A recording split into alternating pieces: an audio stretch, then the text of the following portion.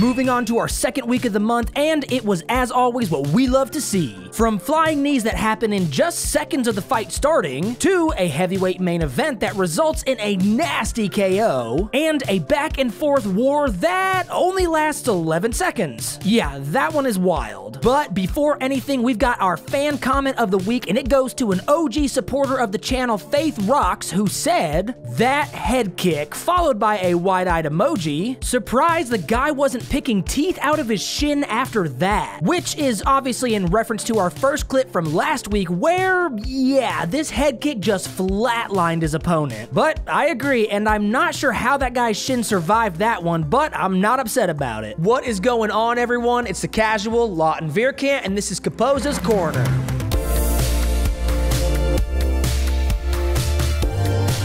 Kicking us off this week, we're heading to Deep 107 Impact in Japan for one fight, and we're starting off strong with Caposa's hand-picked submission of the week. Now, this one has limited footage, so let's take a look and then we'll break it down.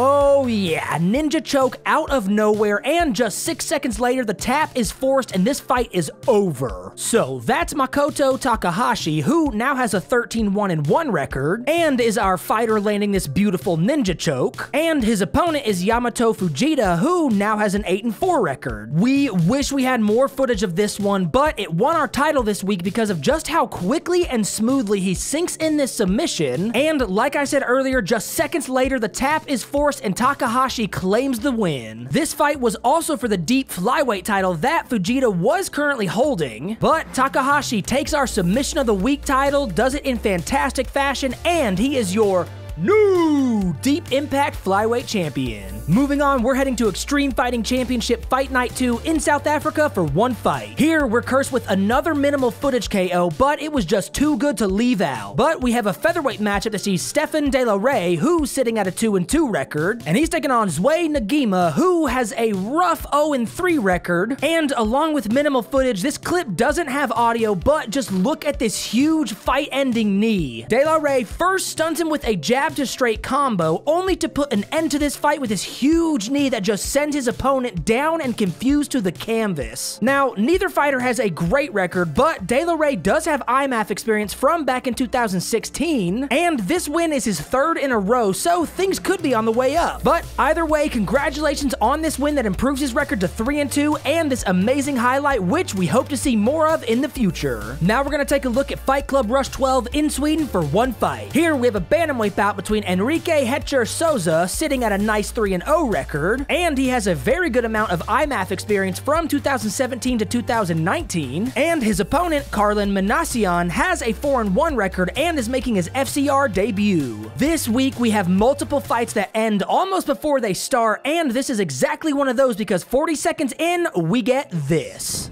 I mean, this is one. Oh! Oh my goodness! Oh, left hook! Manassian drops him! Talk about a promotional debut. Manassian just absolutely rocks him with this right to left hook combo, and real quick, I would like to point out how Souza lands on his right arm. Yeah, that could have been bad, but he tries to gain composure, and the barrage of ground hooks is just enough for the ref to step in, and this fight is over. Definitely not a bad debut, especially against an undefeated pro who has competed in IMAF as much as Souza has, but Manassian pulls the win off early, improving his record to a nice 5-1. Up next, we're heading to Zone Fight Championship 5 in Brazil for one fight. And before we move on, here's a legit strobe warning because during these fighter intros, I don't know what the hell their lighting guy was on, but he goes crazy. So this is a featherweight matchup between Leandro Arrigo, who's just making his pro debut, and he's up against Alan Cunha, who only has an 0-2 record. Now that the strobing is over, just 20 seconds into this one, we go to the ground, and after 2 minutes of that, Arrigo tries to stand up to get a break, but that doesn't exactly work. Arrigo tenta subir, usar a grade ali como recurso. Yep, that's right, a knee bar for the win, which Caposa and Google educated me that sometimes this submission is referred to as the dog bar because, well, it does kind of look like you're humping your opponent's leg, but once they go back to the ground, you can see that Cunha is just waiting patiently, and as soon as the opportunity opens, he sinks in the knee bar and torques. Just look from this angle at how much that knee is bending, so it makes total sense the tap happened so quick. Oh, and he also probably almost got a disqualification for this swing after the fight, but he didn't, and he gets the win, improving his record to 1-2. For our next fight, we're gonna check out Titan FC 76 in Florida, where we have a featherweight bout between Arturo Vergara with just a 1-0 record, and he's up against Cody Sheave, who has a 1-6 record. So this is the fight I mentioned in the intro about a flying knee that only lasts a few seconds, and who knows, maybe a 1-6 record can be turned around. He moves really well, opening up with those late kicks to try to change the tempo. High low. Oh my! Beautiful fight! Are you kidding me? Over! What was that, 10 seconds? Well, okay, maybe it can, but that day is not today. In just 9 seconds of this fight, Vergara puts the pressure on and lands his beautiful flying knee to the face, and the 3 hammer fists are enough for this ref to step in and put a stop to this one. Vergara does keep his record clean now at 2-0, and hopefully gain some momentum from this one so he can secure a few more this year. Off to visit our good friends at B2 Fighting Series 160 in Georgia, where we have a heavyweight main event that I mentioned in the intro, and it's between Antoine Phillips, sitting at a 3-0 record, and his opponent, Austin Green, has a 2-0 record. Okay, perfect. We're at B2, we love their events, we've got the heavyweight main event, and both fighters have clean records. Sounds like the exact recipe we need for a banger. Elbows from Austin Green. Man, huge elbows. Is Antoine Phillips down? He's down. Antoine Phillips is down.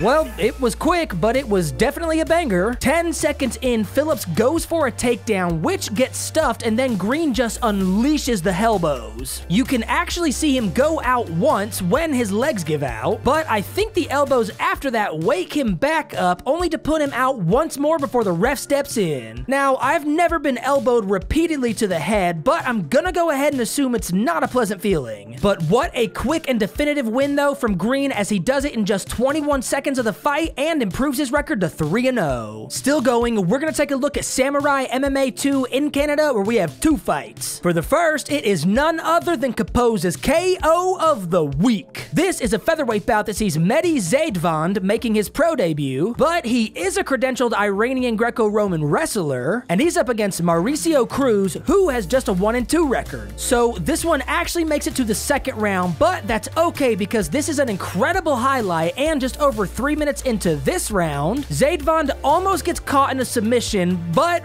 well, he has other plans. This is tight. This is tight. That was tight. He might have been out. I think he went out, and he went out from that slap. That is by far the most badass way to counter an armbar. It was actually not looking good for Zaidvand when he gets caught in this armbar, but have no fear, the power of wrestling is all you need to lift your opponent up and slam them back down to the canvas, simultaneously knocking them out. We love to see it, and that is one hell of a way to make a debut as he secures this second round win and improves his record to 1-0. For our second fight at Samurai MMA 2, we have a lightweight matchup between Kevin Generou with a 4-3 record, and he's taking on Robert Ceres, who also has a 4-3 record. So this is the final fight I mentioned in the intro about a back and forth war only lasting 11 seconds, so, well, just take a look. Keeps his range, as you see. Oh, they come out swinging. Oh, man, they're swinging, and they're both down. They're both down. And Ceres, he's out cold. Oh, my God.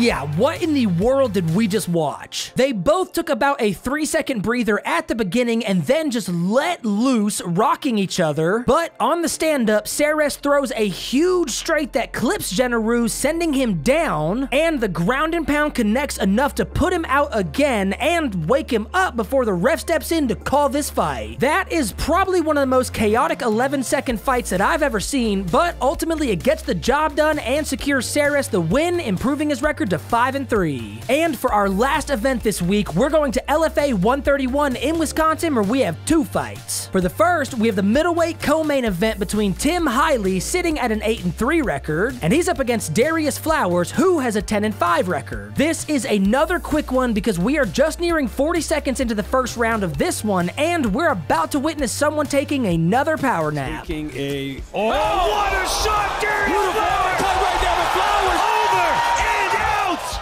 Oh yeah, the uppercut to stun him, and then the follow-up barrage knocks him out, only to wake him back up, as you can tell by his confusion, while he's still trying to fight and the ref is telling him it's over. What an insane sequence though from Flowers after that first uppercut lands and he just lets the flurry fly. This fight on paper ends just 43 seconds in as Flowers gets the win and improves his record to 11-5. For our second and final fight at LFA 131, what better way to end this week than showing you our prospect of the week. Here we have the main event bantamweight title fight for the vacant belt between Diego Silva, sitting at a 14-6 record, and he's taking on our prospect of the week, Dan the Determined Argueta, who has a 7-0 record. Now, you may recognize that name, but like normal, we're going to talk about this week's fight and then explain why he won our prospect title this week. And spoiler alert, this win for Argueta at LFA 131 does go to a split decision, but it was a 25-minute war. Seeing both guys land some huge blows, get knocked down, opened up, but ultimately fighting like they both want the belt. And after the fight ends, it is nothing but respect from both of these warriors as they share a moment on top of the cage just before Argueta is crowned the new LFA Bantamweight champion. And now, to answer the question of why is he our prospect of the week, if you do recognize this name, it's probably from Tough 29, where he was eliminated in the quarterfinals to the eventual winner, Ricky Tercios.